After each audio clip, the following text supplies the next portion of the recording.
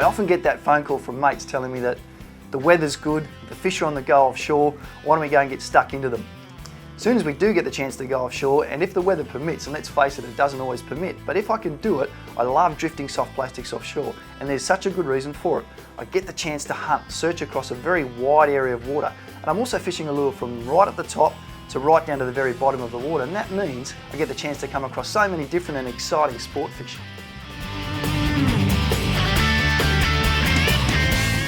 Here we go. That's nice. Start going at 100 miles an hour.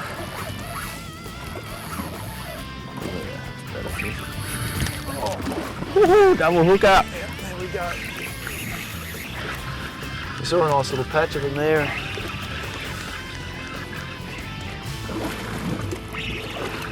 Little squire run. Yeah.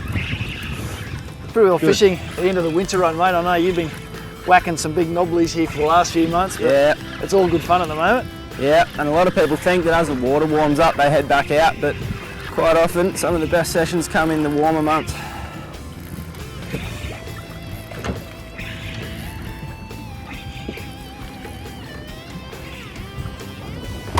There you go. You got a bigger one than me, mate. What's going on? They do know Chris around here. They do. There you go. It's Stephen. Might actually get some light on these fish and show people how pretty they are. They haven't caught snapper before. These are only the little guys. They're a lot bigger than this, but still a lovely little pan fish. I reckon actually if you're going to eat fish, I'm a big fan of letting the big 4 or 5 kilo ones go. They get a little bit less juicy than these ones. These are beautiful on the barbie in the pan. Yep. Good school fish, and they are obviously cruising around and hanging out in packs and drifting. It's a wonderful way to cover more ground and come across these fish, and as you can see, usually when you catch one, catch a couple of them. Yep. Well, mate, I might get this one back in the water. We're fishing in about 20 metres of water just off the coast at the moment, and it's a really nice time to find fish coming into the inner shoreline areas to feed. Chris and I spent a lot of time drifting, and it does take a little bit of time to get the hang of it, but the benefit of it is because snapper in particular are very much a mobile fish.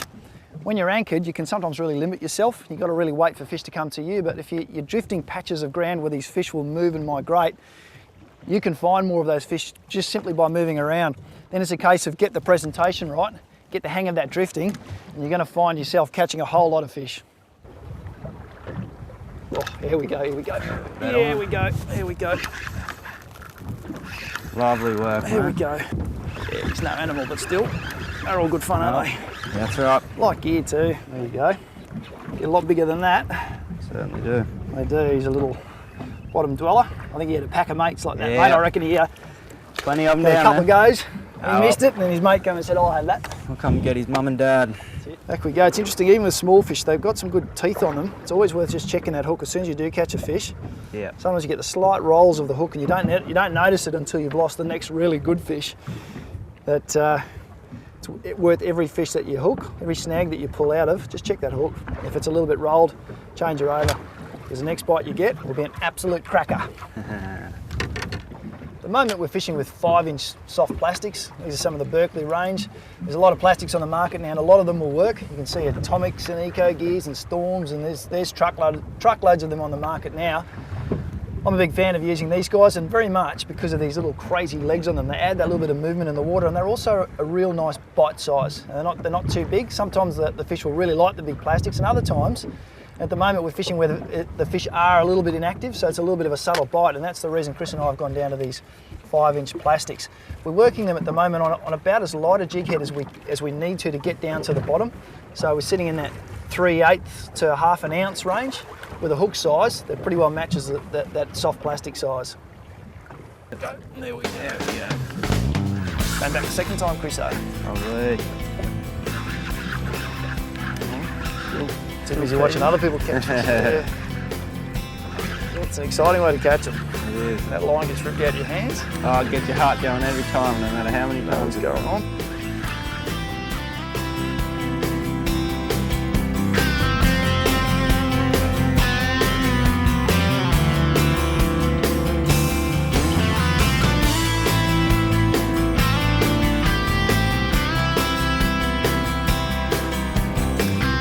you're using a drift style approach, it's nice to have light gear on your side. Chris and I are using different brand rods and reels, but the outfit has got very similar attributes. So sitting around that 5 to 8, 6 to 10 kilo size. They're nice lightweight graphite spinning rods, 610s to 7 foot size. We match them up with reels around that 4,000 size. I'm using the Sauron STX 60 in the Abu range. It's a nice smooth reel, balances out the outfit and it holds enough line for what I want to do. And the line I'm using is a 20-pound braid. It's a string braid and it's nice and yellow, which means I can see it. Because this technique is very visual and I want to see what's going on all the time, it's important that I can see my line. But to top it off, I've got a nice light outfit that I can spin and cast, and it's not going to wear me out through a day of drifting because you're very actively working a lure throughout the day. It's hard when a lot of people start fishing with plastics and begin to drift, Chris. It's a bit of a strange technique. They really need to get their head around knowing where the plastic is in the water all the time. Yeah, comes with practice. The more you fish, the more you sort of understand how it all works, but quite often casting up current or up drift and letting the plastic sink back down under the boat and fishing it back up from behind your boat. A lot of watching your line. Oh, here we go, there's a bit of a bite. Feeding line out through your hands so you can feel what's going on all the time. Yep. And any stage that line starts to behave a little bit differently, chance that something might have picked it up.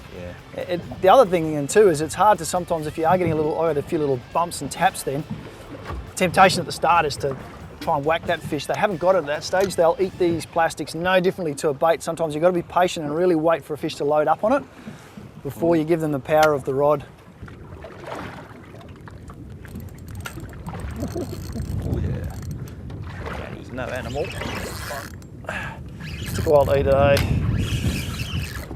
It's not a big fish, but it just shows you sometimes you really got to wait for that rod to load up, and you can play with them and they can play with it.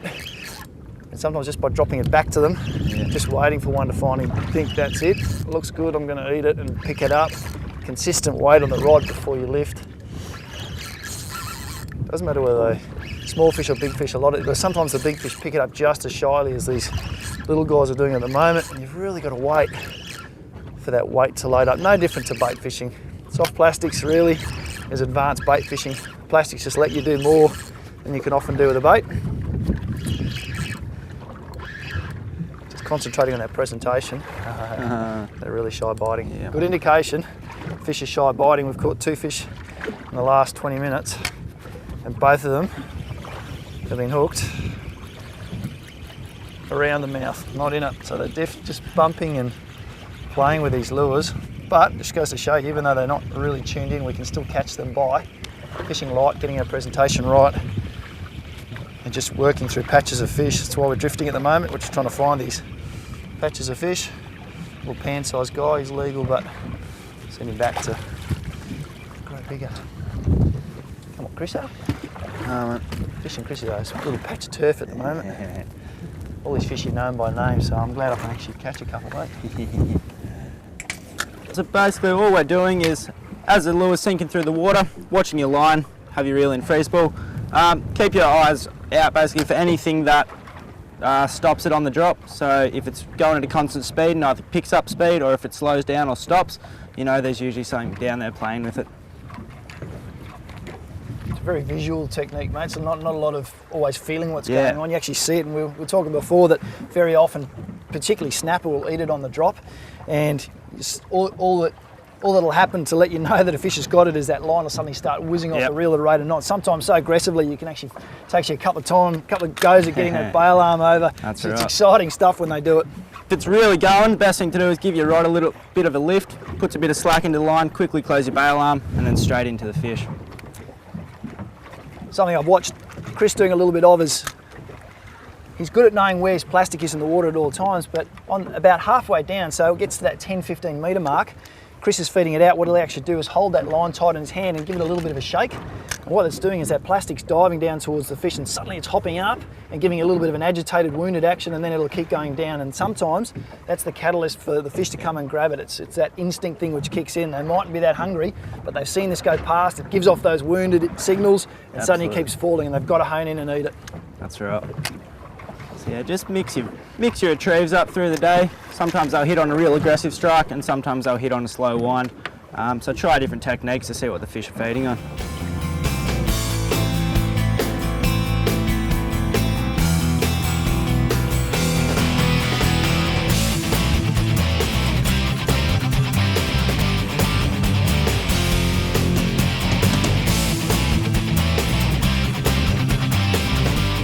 It's a really good tip to have your gear well organised before you get out on a day on the water. It makes life so much easier, particularly when you're fishing with lures for fish like snapper and you have to experiment and change stuff regularly, to have a good mix of tackle that's easy to reach at your hand.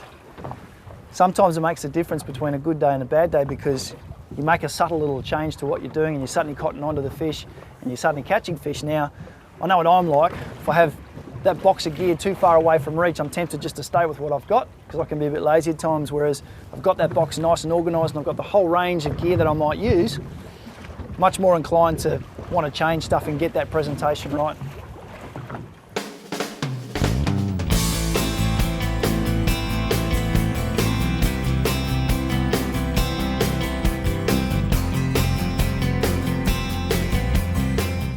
Got to keep in mind that there's a few things going on when you're drifting, that you're moving and the plastic's moving at the same time, and the plastic goes down in that sort of one dimension. It gets affected a little bit by current, but you're moving away from it. But any time that you start engaging that reel or holding that line tight, your plastic starts following you. Sometimes you might want that, but you just need to keep it in the back of your head that that's what the plastic's going to do. So if you are getting bites and the plastic's down behind the boat, keep dropping it back, letting that line go back down to where those fish are. Don't take it away from them. The benefit of drifting is we're cruising over some reefy ground in about exactly 23.8 metres of water, and you're seeing these little scattered schools of fish, which is what we're targeting at the moment. And it's a benefit of drifting.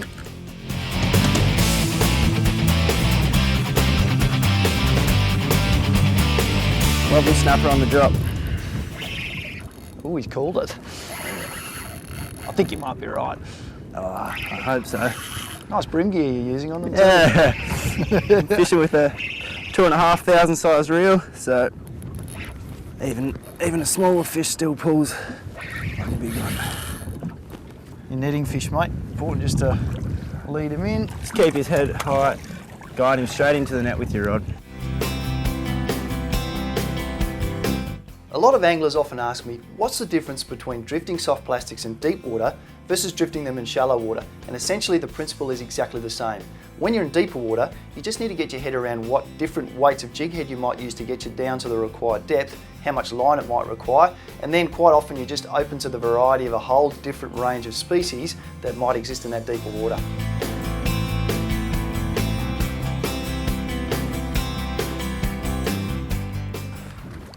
Drag due, 48 metres of water. Better. Maybe. Change our tactic a bit here. We're still drifting with plastics. Instead of 20 metres of water, we're down 50, which requires same principles, just a bit more patience. Still playing with your jig heads and really working your sander and your fish, just getting good drift patterns happening.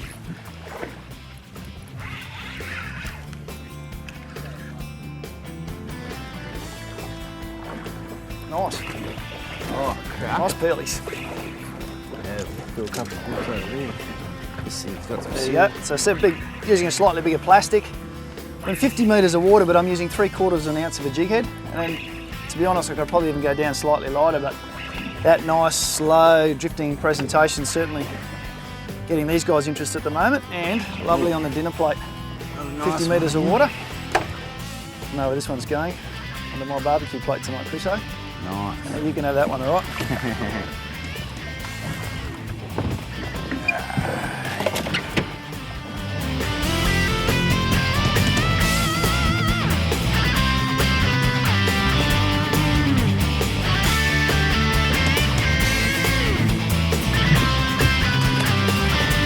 Get some bigger brothers.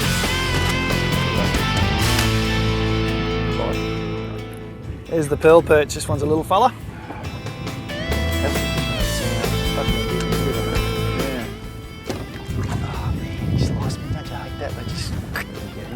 Keep going out. The plastics.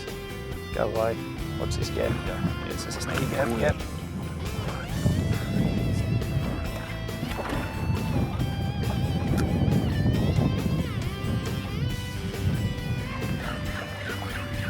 He's got it.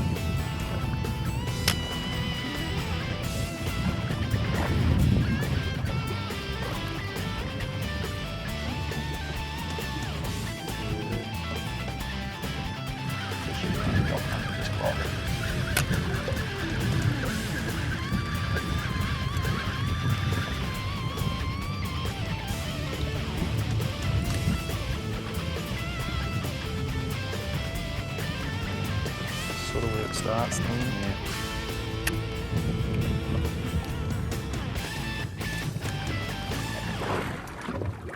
Yeah, mate, there'll be some heap of fish cruising with that bait ball. That's when my rod just about ripped over the edge and stuff. Yeah. It's nice ground through, just kind of. Any life down there.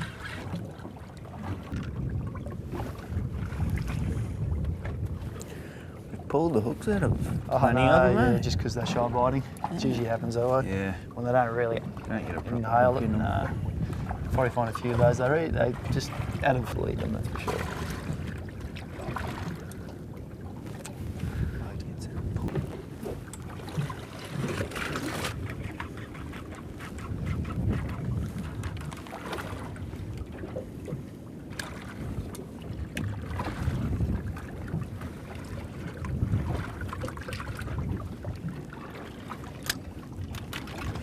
Here we go. It's nice. Alright. Line bite. Yep, once again on the drop. Start going at 100 miles an hour. Want to shake it out.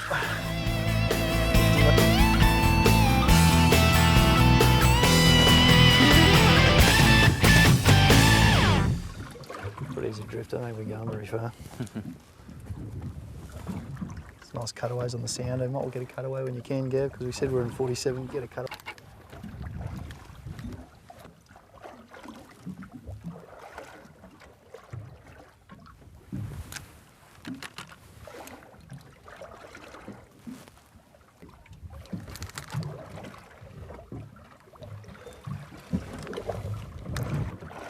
A bit of a look-see.